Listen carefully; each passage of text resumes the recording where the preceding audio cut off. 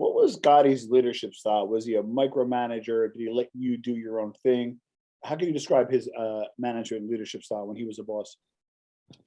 No, he thought he was a fucking movie star. I ran the things. Yeah. He didn't understand business and unions. He was never in business, never in unions, never in.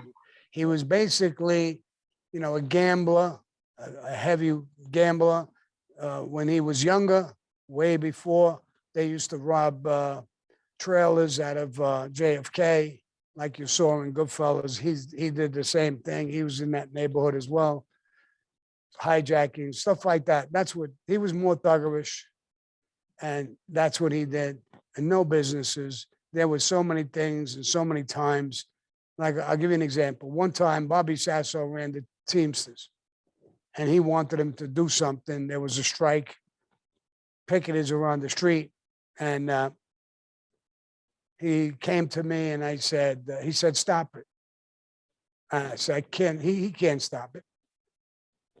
He said, I'm telling you to tell him to stop. I said, bro, they're all the way into it. They almost won.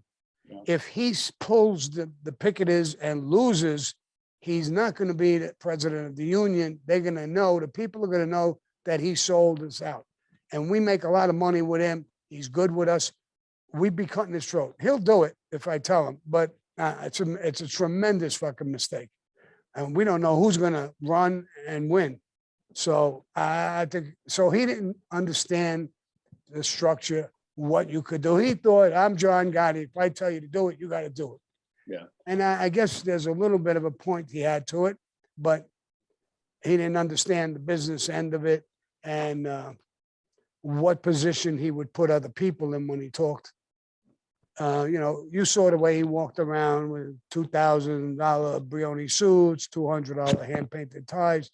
That's the furthest thing from Cosa Nostra. And now history showed he wrecked the whole thing with that style.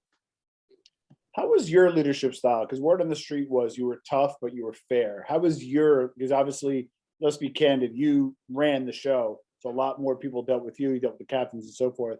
How was your management style? How was your leadership style with the people, captains that reported to you? Listen, I got along good. It's live and let live, let everybody make money. They got to pump up some of the earnings that they make on different things. Here's the agents, the FBI agents, Frank and Maddie, they called them the twins. They were assigned to me to watch me all the time. Yeah. And they said one day, it was a pleasure to watch Sammy. The guy was the underboss. He'd come out in jeans, sneakers, go in the schoolyard with kids, 16, 15, 17, and play handball with them. Yeah. We always said, and John Gotti's walking around with the pinky ring, the diamonds, and the cigar and all that bullshit.